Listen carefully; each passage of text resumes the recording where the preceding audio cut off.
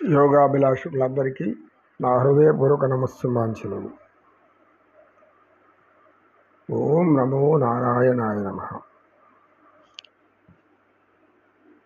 సత్యనిష్ఠుడు ఆశ్రుడే ఉన్నప్పుడు వినయశీలుడు పైకి లేచి గురువులు ఎటువంటి గురువుల దగ్గర మనకు జ్ఞానం సంపూర్ణంగా లభిస్తుంది?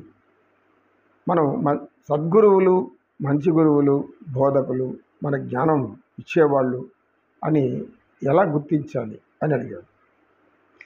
నీవు అడిగిన ప్రశ్న చాలా సబబుగానే ఉంది. అది తెలుసుకోవాల్సిన విషయం కూడా. ఎవరైతే ప్రతిఫలం ఆశించకుండా, అంటే ధనము, కనకము, వస్తు రూపంలో మరే రూపంలో కానీ ఆశించకుండా జ్ఞానం బోధించేవారే జ్ఞాన గురువులు అంటారు.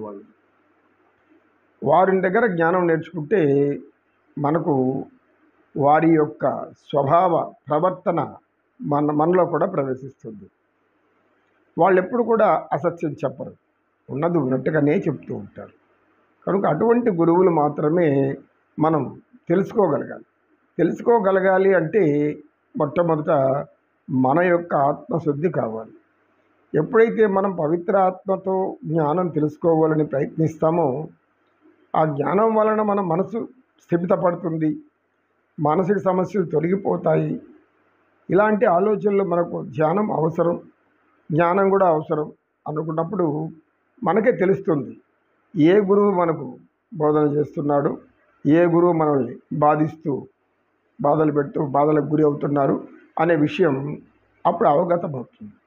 కనుక ముందు మనల్ని మారాలి, మనల్ని మార్చుకోగలగాలి. మనలో జ్ఞానం లేదు, నేను అజ్ఞానిని అనుకుంటూ ఉంటే ఎంతకాలానికి అజ్ఞానిగానే మిగిలిపోతారు. జ్ఞానం వచ్చేది లేదు, ఏమీ లేదు. నాలో కూడా జ్ఞానం ఉంది, అయితే ఆ జ్ఞానాన్ని తెలుసుకోవాలంటే ఇంకొంచెం పెద్ద జ్ఞానం మనకు అవసరం, కొంచెం గొప్ప జ్ఞానం అవసరం, పరతత్వం తెలిసినటువంటి జ్ఞానం మనకు అవసరం. లోకంలో మనం జీవించాలి అంటే లౌక్యం తెలిసి ఉండాలి. లౌక్యం తెలిస్తే ఎలాగో జీవించవచ్చు, కానీ ఎలాగో అలాగ జీవించడం అనేది ధర్మబద్ధం కాదు, అది ధర్మానికి వ్యతిరేకం. ఎలాగో అలాగా అంటే నీతి తప్పి ప్రవర్తించడం, లేదా ధర్మ విరుద్ధంగా ప్రవర్తించడం, చట్ట వ్యతిరేకంగా బ్రతకడం, ఇవన్నీ కూడా అనేక రకాలు ఉంటాయి లౌక్యంలో. ఇవన్నీ లౌక్యము అంటారు. కానీ లౌక్యం కాదు, మనకు కావాల్సింది ధర్మం బోధించే గురువులు మనకు మీరు మీ యొక్క ఆత్మస్వరూపాన్ని ఒక ధ్యానంలో ఉంచి ఒక్కసారిగా ఎటువంటి గురువు మనకు ఉపయోగపడతారని తెలుసుకుంటే ఆ గురువు మీకు లభిస్తారు. అదే మన ఆదిశంకరాచార్యులు గారు చేసింది.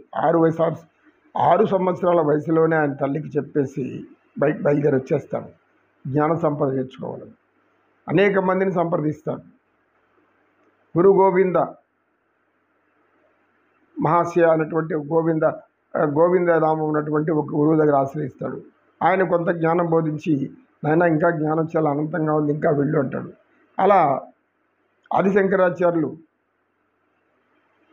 కన్యాకుమారి నుంచి కాశ్మీర్ వరకు ప్రయాణం చేసే సందర్భాల్లో ఆయన జ్ఞానం పూర్తిగా తెలియవచ్చింది.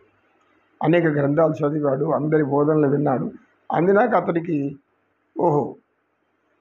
అందరూ అనుకునేటువంటి బ్రహ్మం ఎక్కడో లేడు, మనలో కూడా ఉన్నాడు, అహం బ్రహ్మాస్మి. కనుక మనం ఇవన్నీ తెలుసుకోవాలంటే జ్ఞాన గురువులు ఎవరో వాళ్ళ దగ్గరికి వెళ్ళాలి. అటువంటి జ్ఞానులు మనం వెతికితే మనకు జ్ఞానం వస్తుంది. దాంతోపాటు నిస్వార్థంగా జీవించడం ఎలాగో అర్థమవుతుంది. ప్రతిఫలాన్ని ఏది ఆశించకూడదు. పరమాత్మ దగ్గర చెప్పాడు, ప్రతిఫలం లేకుండా పనులు చేయండి, మీరు ఆశించకండి. నాకు తెలిసి మీకేమి ఇవ్వాలి, మీరు కోరుకున్నవన్నీ మీకు ఇచ్చేస్తే మీరు అనేక కష్టాలు పడతారు. మీకు సంతోషపడే ఏది కోరిక తీర్చాలో అది నాకు తెలుసు. అలాంటి కోరిక నేను ఇస్తాను, మీరు సుఖంగా బతకాలి. దాంట్లో సుఖం వెతుక్కోకుండా మీ గొంతెమ్మ కోరికలన్నీ ఏకరవ పెట్టుకుంటా అంటే బాగా మానసిక పరిస్థితి చెడిపోవడం, మనోజ్ఞానం పోవడం, మనస్థితి తప్పడం, ఇవన్నీ తప్పదు. మానసిక సమస్యలు తప్పదు.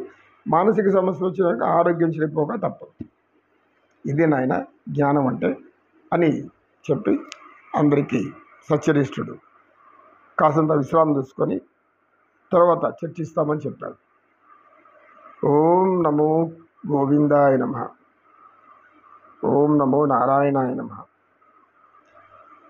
ఏతత్ సర్వం శ్రీకృష్ణార్పణమస్తు. ఓం తత్సత్.